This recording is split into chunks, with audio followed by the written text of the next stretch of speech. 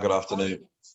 Good afternoon, good evening, good morning, wherever you are. This is Mr. Shakespeare here with you on the 2nd of March, 2023. I'm here with psychic medium and remote viewer, Liz Cross. How are you doing today, Liz? I'm doing great. Thank you. Okay, this is the silver on the COMEX. So this is silver futures. So we're going to need you to grab investing.com, please, Liz, and go out till the end of the month. Okay, so investing.com, March 31st, 2023, 6 p.m. Eastern Daylight Time. What would you like to know? Currently, the price is $21. Is the price higher or lower on the end of the month than $21?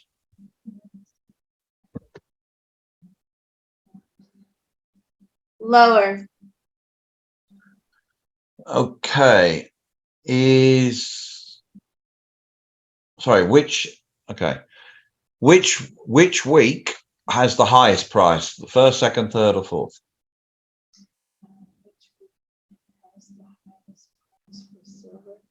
Is it the first week, second week? Sorry, the highest price for silver futures. So that's different from silver, right? Well, the COMEX only deals in the future market, so this is the price on the future market. Yeah. Okay. And I have no idea what that means, but okay. Well, it's the price. I mean, there you can see that the price. So the futures, this one is for the option for the one that expires on May 23rd. Okay. Mm-hmm. But they still trade the futures contracts in the way that they trade the spot price or the actual metal, although many people don't actually trade the actual metal anymore. You know, it's all done on the paper market, which is what this is. Okay, so this is the paper. Okay, I got you. Oh yeah, this is the paper market as per, this will be COMEX, the Commodity and Mercantile Exchange in Chicago. Okay.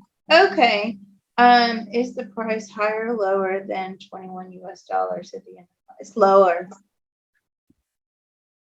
At the end of the month, yeah? Mm-hmm. So which week was the highest price? First, second, third, or fourth? The first week of the month of March for silver futures. The second week? No, the third week.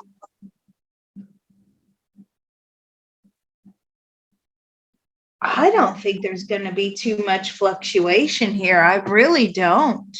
Is it going to be lower than $20 at any time in the month of March? No. Is it going to be higher than $22 at any time in the month of March?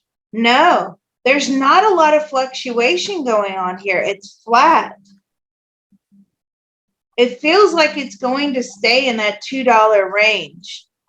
So which week at the highest point of price point for silver futures? Is that the first week? No. Is that the second week? No. Is that the third? I feel like it's just going into that third week. Maybe.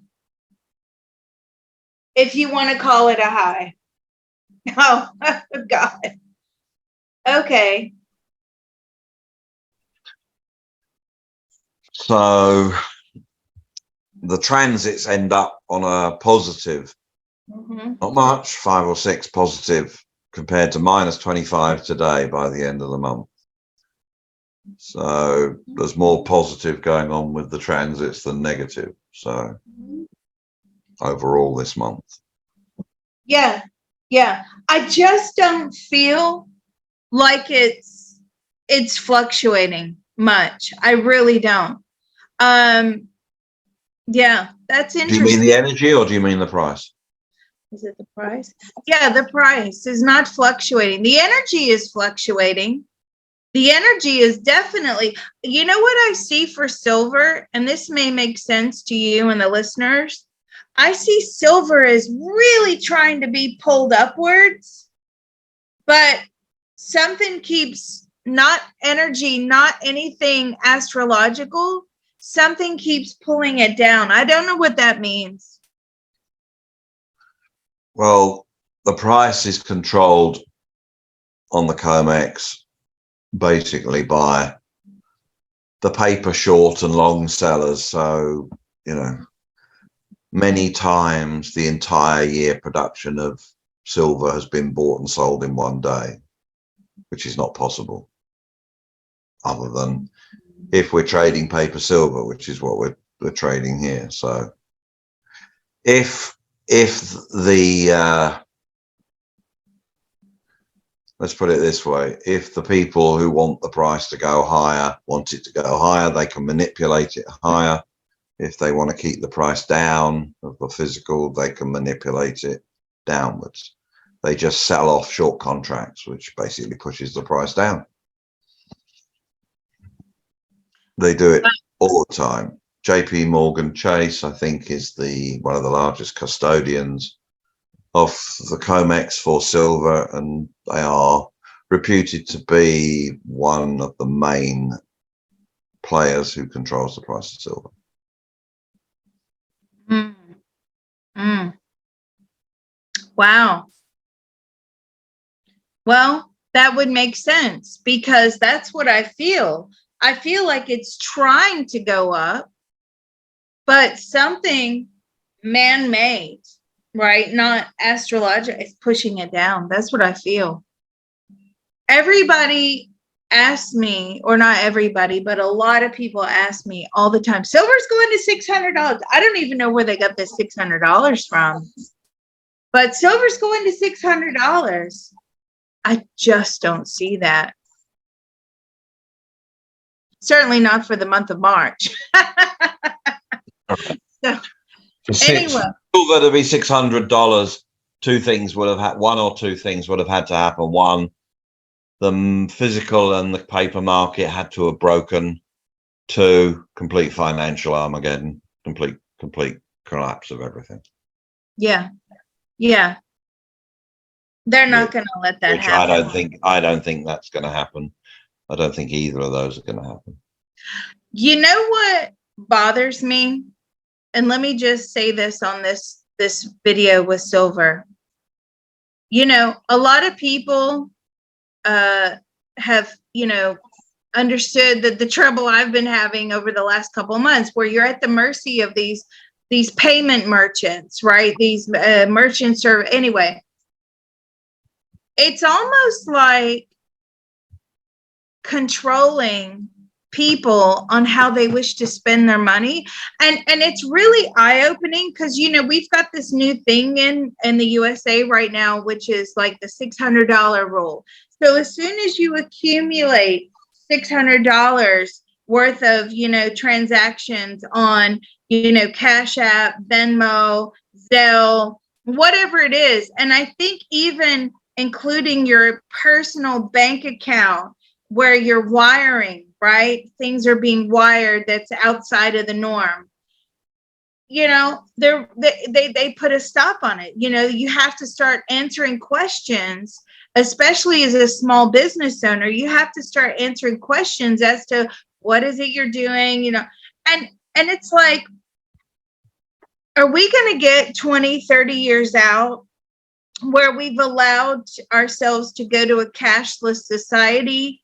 And now, my example yesterday that I said to somebody was, well, you had a haircut 4 weeks ago. You need to justify why you need another haircut and why you're trying to pay for, your hair being done because you only did it 4 weeks ago.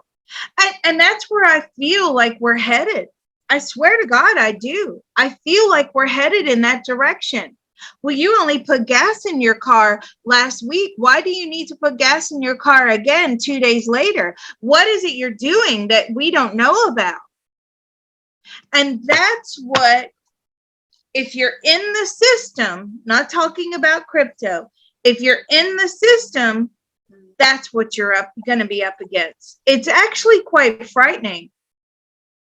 Do you have any opinion on that? Well,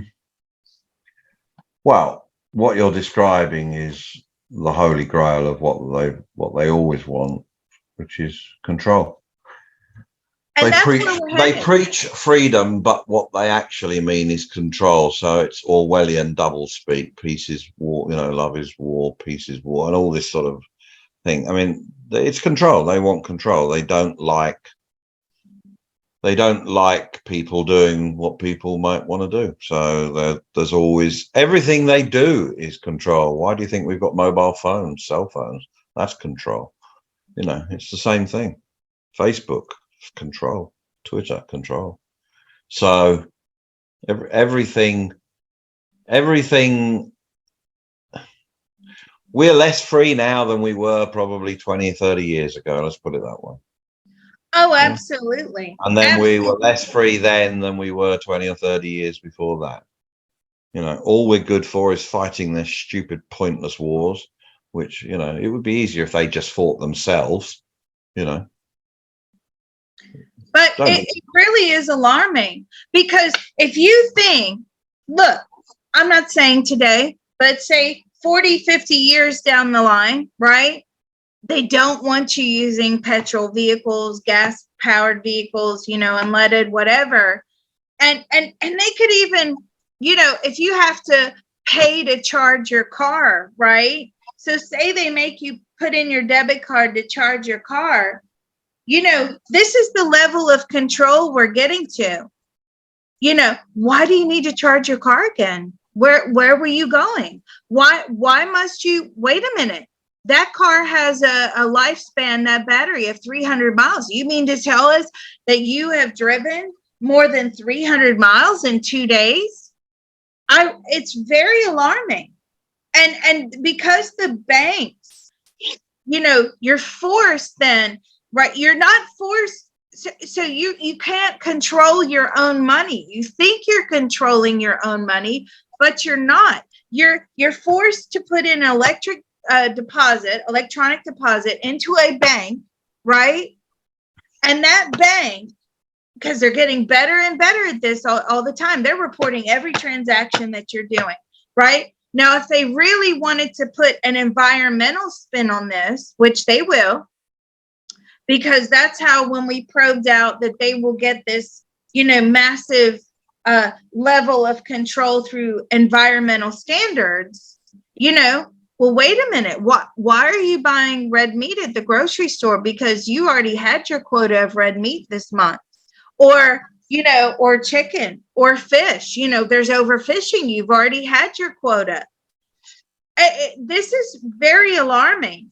So because I'm labeled, even though I'm legitimate, right? And we've had this discussion many times off camera, but because I'm labeled as an occult service, anybody who's an alternative healer, anybody who's borderline life coach, anybody who's a tarot card reader, psychic, does, whatever, energy work, Reiki practitioner, all that, they're basically saying to these people, well, wait a minute now. You're not allowed to do that. Okay. So these payment merchants are taking away your ability to pay for alternative services, right?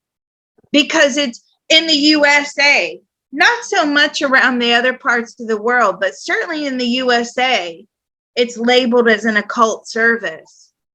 So right, but don't forget, Liz, there is the other side of the coin as well, that one of the reasons why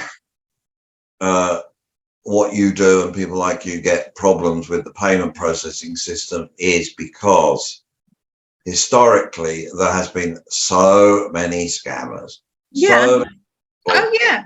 And it is, it's one of the high risk areas for Visa Mastercard, because somebody, Bob, could set himself up tomorrow as a psychic medium, give all this information, do all of this, and he's an out and out scammer. Mary could set up another site and they're an out and out scammer. Yes, but hold on. Imagine, I'm going to make a prediction, and I can't prove this, but this is this is just my gut feeling. I actually think that more people who claim to be psychics, mediums, things like that, there's more of them that are false than are real. Oh, absolutely. Look at SL369. Prime example. Perfect example. You know, So absolutely. And she was right, orchestrating pump and dumps to make tons of money. Genuine people, they, you know, this is how you find genuine people. Let me tell you, it's always word of mouth. Usually it's word of mouth, or you can see my work live on YouTube. Now, you know, lots of people didn't have that capability back in the day. So it was generally word of mouth. But in today's markets, in today's standards, the amount of KYC you have to go through to set up a payment system should be more than legitimate. So they know who I am. They know where I live. They know where to find me. They've got all my information. And it has to go through many, many checks and processes, right? They're checking my credit score. They're checking this. They're checking that. They're checking my license, my passport. With all those checks in place, why would it, you know what I mean? Like, why would you even think you could get away with scamming someone? It's just, you know, if they know where you live, and it's fraud, right? So if you're going to, you know, you're going to get caught. It's so difficult. But you could get caught, Liz, but by then you could have taken untold money from the Visa and MasterCard network, which then they are duty bound to pay it back.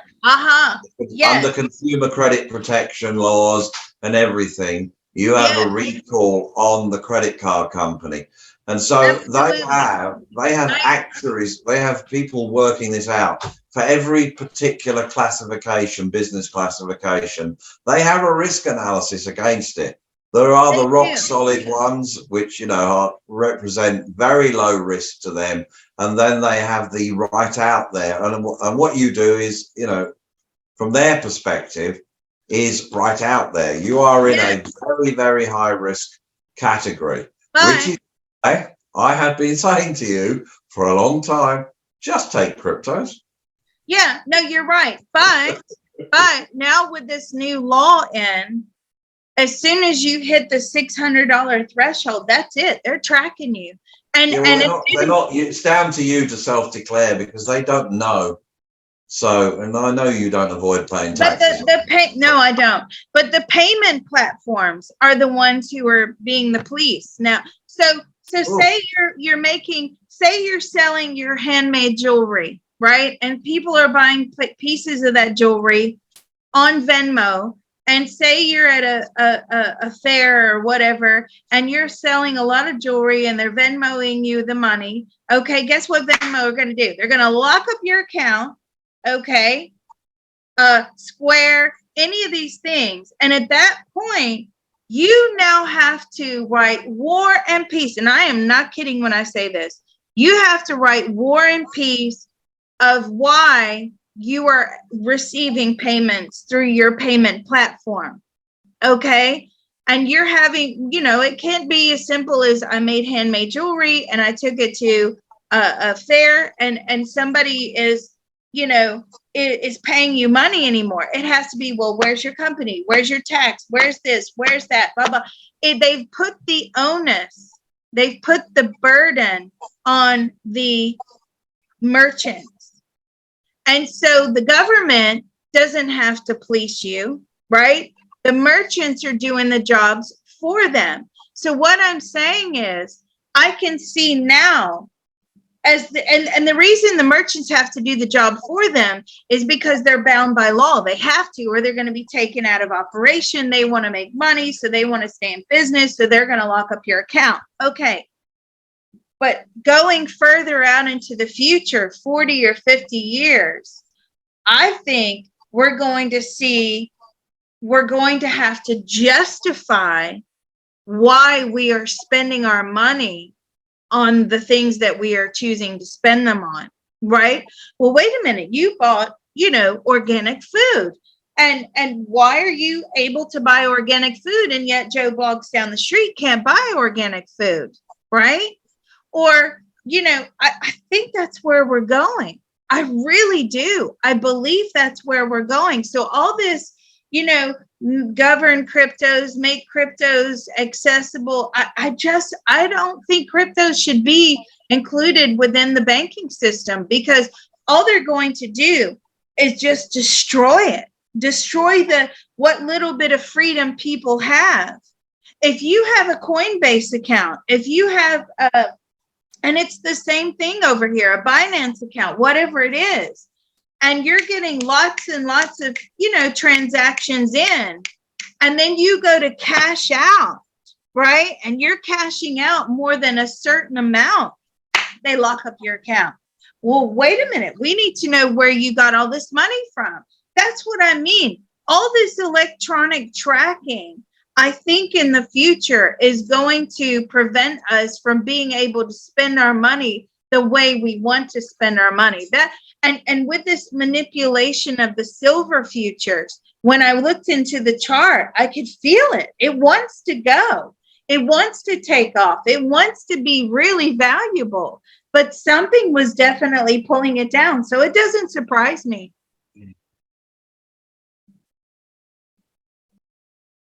I really believe that's where we're headed. Okay. Anyway. My advice to America. Mr. Shakespeare's advice. Are you listening? Are you listening, everybody? This is Mr. Shakespeare's advice to America. Do not allow yourself to become a communist country. It's as simple as that. When I lived in America, and it was many years ago, I can't recall anybody that would be, of the mindset that they would wish that kind of life on themselves or anybody else. Now, there are many elements of America who seem to think that communism and Marxism are something that they should aspire to. They need to really stop and look what happened to areas that have been infected by that and what goes on. It's not good. Nothing ever good comes of it. Well, it's kind of like, you're Chinese. This is a prime example. Sorry, you're right, Mr. Shakespeare, because correct me if I'm wrong.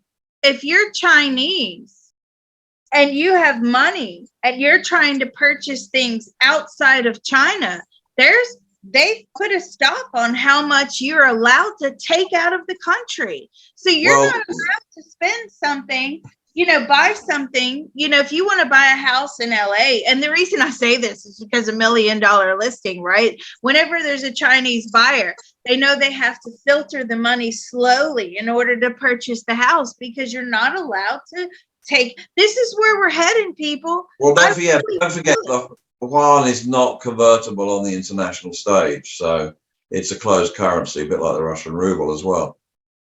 They're closed within their nation, so they don't allow free conversion on the world stage at the moment, as far as I'm aware. There are monetary controls, but I can tell you there used to be monetary controls in England for a long time, and even in America. So, all countries have practiced versions of this. The Chinese system is totally different to the Western system, completely different. It isn't as, Chinese bad, West good. It's nothing like that. Most Chinese are don't forget, they've got a middle class that's bigger than the whole of the United States population. So, oh, yes, they do. They do. But it's still a communist system. And as you were saying, well, it's a communist capitalist system. You can actually, that's why there are people that are very, very rich in China. If it was completely communist, there wouldn't be, because everybody would have the same. So no, there is the Communist Party, but they operate a sort of quasi, they're communist from the rules that they do, but they allow capitalism. Chinese, first and foremost, like to trade. I mean, that's, they're not warmongers, they're traders, They're they're traders. They love to trade. That's why they go everywhere and trade and do what they do. You know, they're very, very hard